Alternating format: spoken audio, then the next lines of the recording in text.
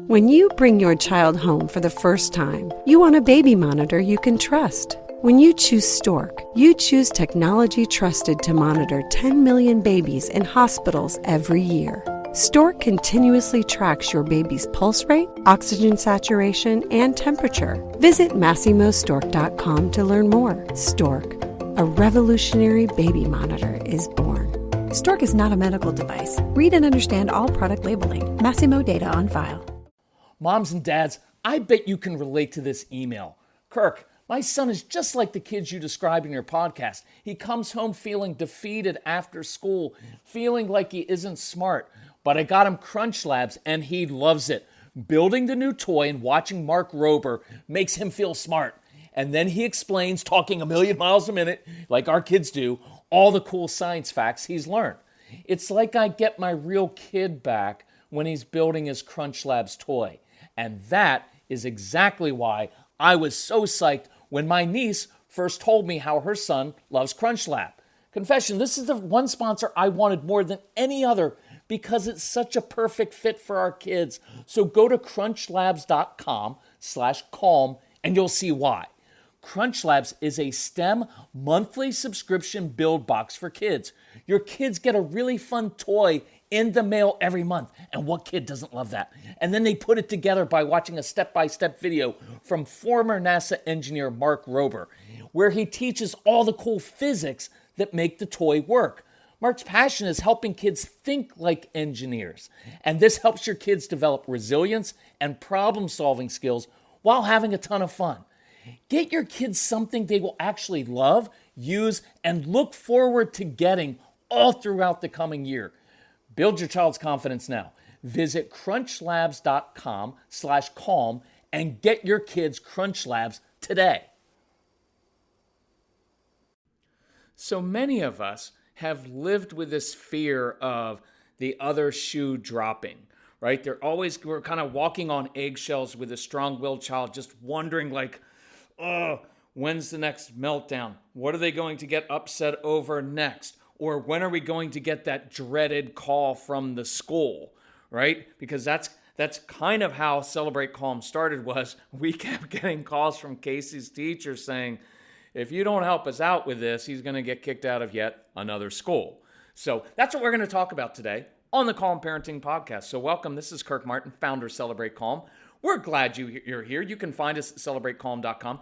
If you need help, reach out to that strong-willed son. His name is Casey. Casey at celebratecalm.com. Tell us about your family, what your kids are struggling with, what you're walking on eggshells over, and we'll provide some tips and strategies, some ideas, some insight. If you're interested in our products, we've got a huge birthday sale going on, so take advantage of that, or we can put together a custom package just for you. Just reach out to Casey because he's pretty awesome now. But back in the day, it was kind of tough. And you hear me talking about stuff in the home of de-escalating and discipline. And I haven't talked for a little while about school, but Celebrate Calm actually started in the classroom because Casey did struggle. And so in second grade, I was working a full-time corporate job, but I would take time out of the day, out of my lunch period, to go down and eat lunch with him and sit in class for a while because I was trying to keep him from getting kicked out of school because he really, really struggled. Some with behavior, and some he just had a different learning style. And what ended up happening was I found, okay, I can see the way these kids learn is very different. How they respond to teachers is very different. And so as a layperson, I started coming up with interventions and strategies that really worked in the classroom. And so Casey's teachers were saying like, hey, when are you coming back? And I was like, well, I kind of have a full-time job. Well, that got solved because I went to school so often that I eventually lost my job and started doing this full time. But I threw myself at the very beginning of Celebrate Calm. I took kind of a 2-year sabbatical and I traveled around the country and I volunteered in hundreds of classrooms in cities, in rural areas, Midwest, West Coast, East Coast, South, all over the place, wherever I could, because I wanted to learn and I was reading all of the research and taking all the science and the literature. But I guess our specialty is coming up with very, very, very practical interventions that work in real life situations. If you've ever seen our videos or live workshops about the sensory strip, that's a 12-cent thing that we developed that has helped more kids than probably anything else we've ever done or that other people have ever done, because it works with science, but it's practical in every classroom. So I want to give you a few ideas that you can share with teachers that you may use at home, that you can use in the classroom, because we love training teachers. It's the reason we're doing the birthday sale thing. It's my birthday today, and we were kicking around like, well, what are our podcast ideas? And Casey was like, well, Dad, you're getting older. Why don't you reflect on some things? And I was like, well, I can't tell you what I said, but I was like, forget that. I don't want to talk about getting older. That's not a lot of fun on your birthday. So he's like, well, why don't you tap into something? What means the most to you? And I started thinking through, and I was like, let me go back to the beginnings, because what meant the most to us was these kids who are outcasts, who don't always fit in, who end up feeling dumb and stupid in class or like they're bad kids. And I had a heart for those kids, and that's why this all developed. We eventually invited all those kids into our home and had 1,500 of them in our home.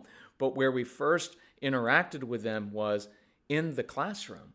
And so I also have a heart for teachers, because teachers have a really hard job, and most of them are not trained to deal with strong-willed kids or kids with ADHD or on the spectrum and learning differences. And so it's frustrating for everybody, but it doesn't need to be. It really doesn't need to be. And so let me kind of walk you through this, kind of how I've formulated this in my brain of really setting it up. I'm not going to do a long version of this. It's kind of a short version, but it's one of my favorite newsletters we've ever written. It was called UGG, Another Call from the School. And if you don't get the newsletter, email Casey, sign up for it on the website, because the podcasts are great because you get it verbally and you can hear the tone of voice. But the newsletter is great because we put it in writing, and some of you learn better that way, right? So look, by the time your child steps foot in school, I guarantee he's probably already distracted, probably anxious. He's thrown off by the morning rush, maybe by negative words, right? Or chaos on the bus ride or in the carpool, right? And now you can throw into it everything that's happening with learning from home by Zoom, or as you know, I'm volunteering at a community center in town, and I'm watching these young kids try to do almost all of their schooling online. It is extremely difficult, and there is a lot of anxiety, and there's boredom, and it's hard to keep them engaged. And now, just picture your child going to school. Now he has to navigate classes in which 3 of his greatest, or if you want to call them worst, weaknesses are tested. He must sit still and listen attentively for long periods of time to auditory commands that he's not really interested in. He then has to memorize information, which is hard when you're not great at short-term recall.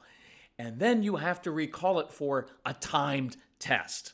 Cue the big anxiety there, right? So processing information is often taxing mentally and even emotionally for many of your kids. Relating socially to peers, to kids your own age, can be extremely taxing emotionally, right? And so your kids are already kind of worn out by third period. It's hard.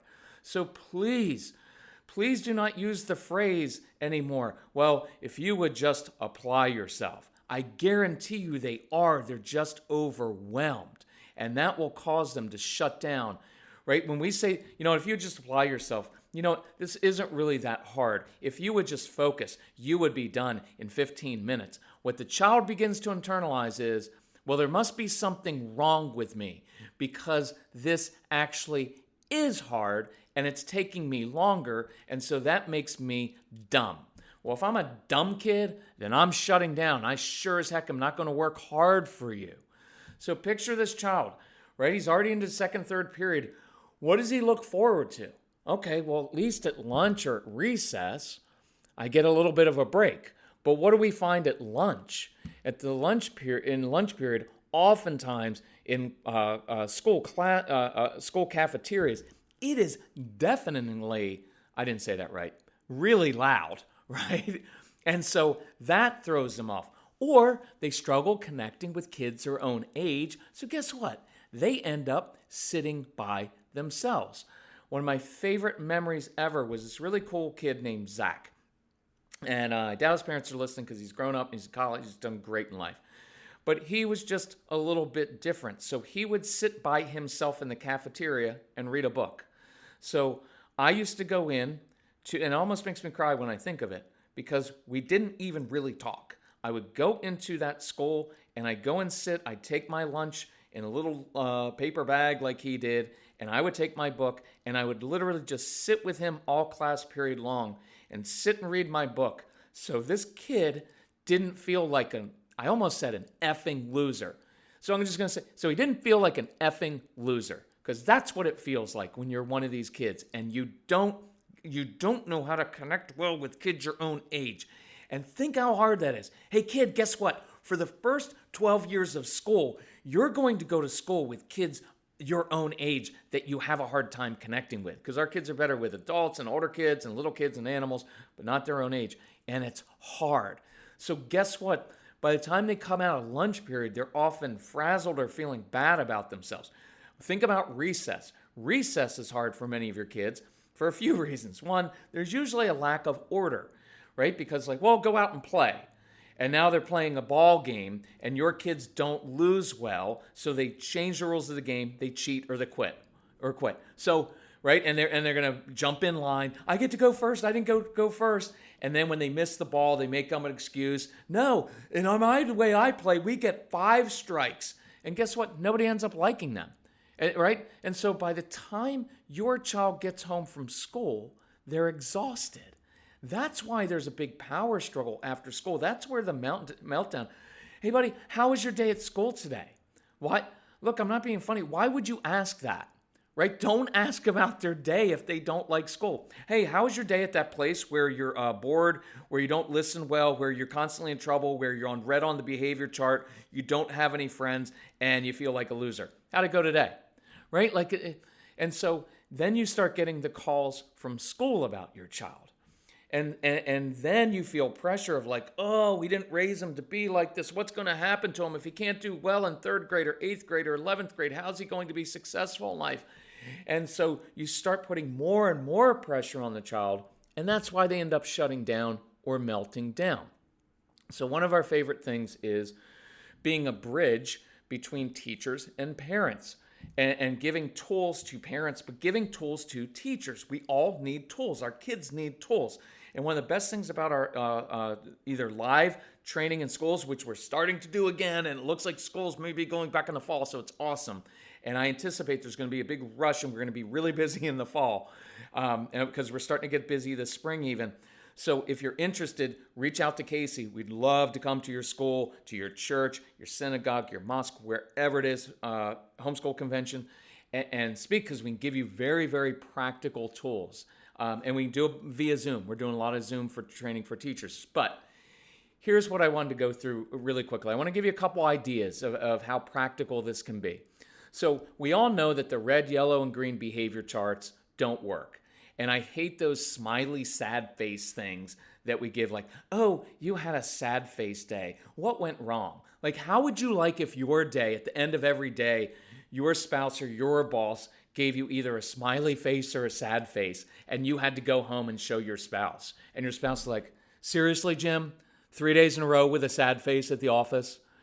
We need to take away your screens. Right? It doesn't work. Consequences tend not to work. And we know that both kids and teachers, and you as parents, are frustrated. You're disheartened. You're overwhelmed. And trying to just stop negative behavior doesn't work. You have to teach them, give them tools to succeed, right? So let me give you a couple examples. So one, kids who talk off topic, which is pretty much all of your kids. Why?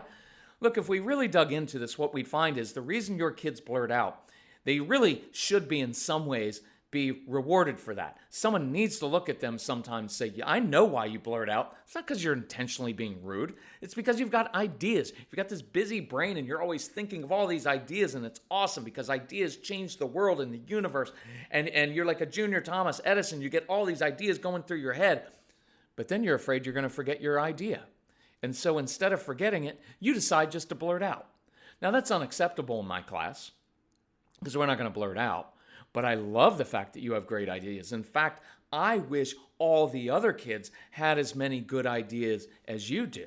And if I'm being honest with kids and with you, I'd say the reason other kids don't blurt out is, one, they might be afraid of failure. Two, they probably don't have any good ideas, right? So they don't have anything to blurt out. And they're just like compliant little kids sitting there waiting their turn to talk.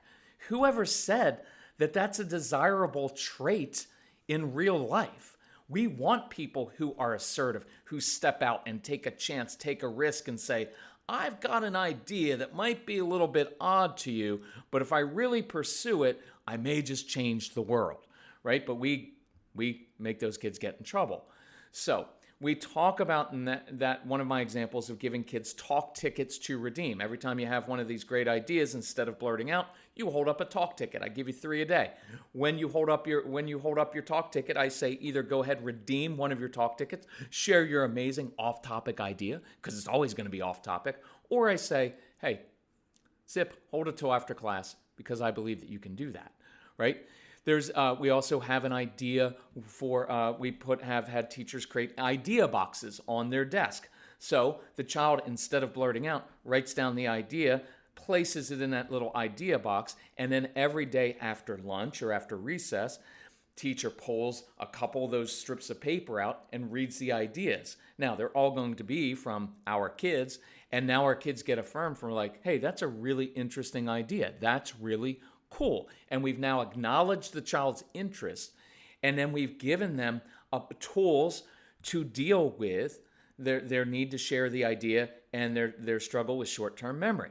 But let me share this one. So I was in a classroom. This is a long time ago.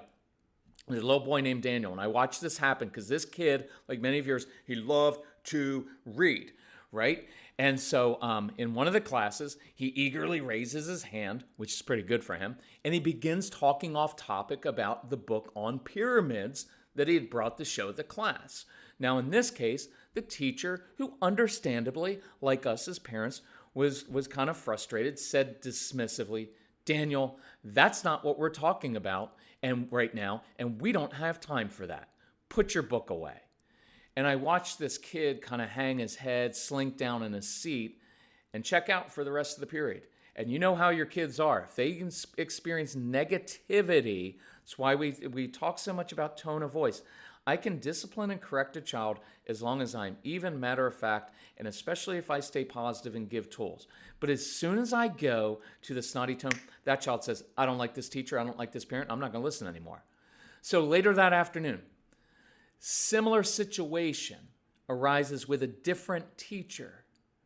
Daniel, she began with a smile. I'm sure your classmates would enjoy seeing your book during break time. Why don't you put it on my desk? Right? Sometimes, one time I heard a teacher say this similar thing. You know what? I love that you're so curious about pyramids and science. I wish everybody was as curious as you. Look, it's not time to read right now. It's not time to talk about that. So put your book away. But after lunch, I'm going to give you 2 or 3 minutes to tell the rest of the class everything that you're learning about pyramids, because I hope it sparks their curiosity. See, now the child responds with, I just got affirmed. I didn't get disciplined for something, right?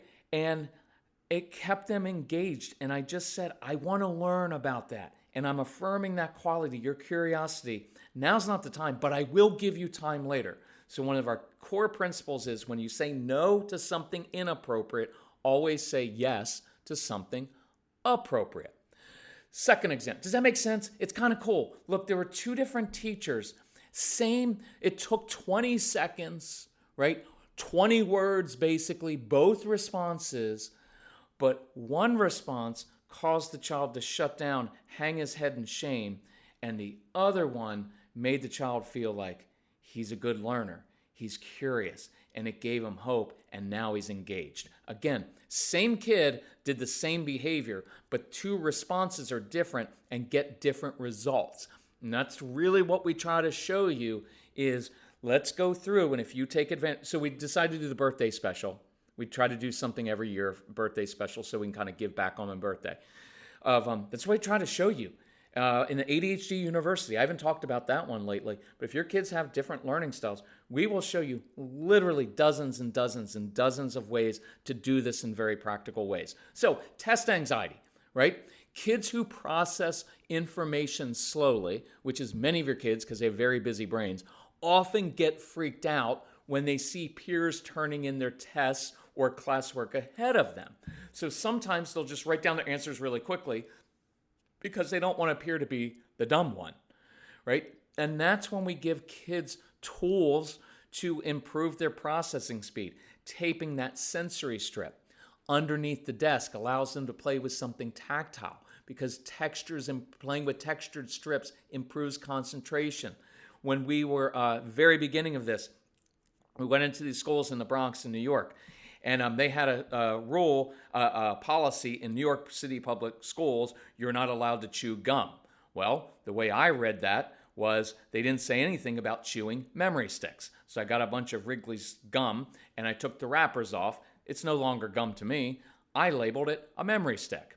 So we divide up classrooms, did test and control groups, and the kids come in a room, and the teachers in the test group said, hey, here's a memory stick. Chew it while you take your test. It'll help you remember everything I taught you this past week. Well, guess what happened? Those kids, their scores were 35% better just by doing something like that, right? You can have some kids take half the math exam before school and then complete it during the regular class period. There are a lot of different ways. Allowing kids to take a test while sitting underneath the desk. Why not? As long as they're not hurting anybody, why not try it? And then the third thing is giving kids very specific jobs. Kind of mentioned this with the blurting out example. That child who's getting out of his seat, beginning to talk to other students. I have a go-to plan. Then I talk about, Jacob, listen, I need your help. Look, you've got this awesome busy brain and you're really active, and I want to use that to my advantage because that's a great trait. It's going to be help you be successful in life. Now, inside I'm thinking as a teacher, but it makes you a pain to teach and parent, right? But look, I need your help because when I'm teaching in class, my mouth gets really dry. So you and I are going to have a secret signal. When I touch my ear or my nose like this, I need you to get up from your desk, come up to my desk, grab my water bottle, take it to the back of the room, refill it, and then sit it back down. That'll really help me out. And so I start to do that, and I give that child a specific job to do when he's starting to get antsy and he needs to move a little bit. And what's beautiful is it only took 22 seconds for him to do that job. And what I did is I just created a success. And I encourage you to write that phrase down. Let's begin this week instead of like, well, we need to start to give consequences for that. No, let's step back and give a child tools to succeed and create successes, right? And end all those little scenes with positive affirmation of like, hey, good job. Love that you're so curious. Really appreciate you refilling my water bottle. Man, you did so well on that test. Man, that memory stick really seemed to help you, right? I guarantee you when you begin to use these tools, you will get a child who works harder for you, who is more engaged, who feels confident. And it also helps teachers so that they're not overwhelmed so much. So if you need help with this, email us. We'll give you some ideas. I've got hundreds and hundreds of ideas. If you want us to come train teachers and parents at your school, we'll do it. We love doing this. We can do it live. We can do a Zoom conference. And definitely look on our website, celebratecalm.com. We've got a birthday special where we like to give back, and we make all of this very affordable for you. If you need specific help, reach out to Casey. We love all you guys. We love teachers out there, and we love your kids. And if we can help you in any way, just let us know, okay? And please share the podcast. Talk to you soon. Bye-bye.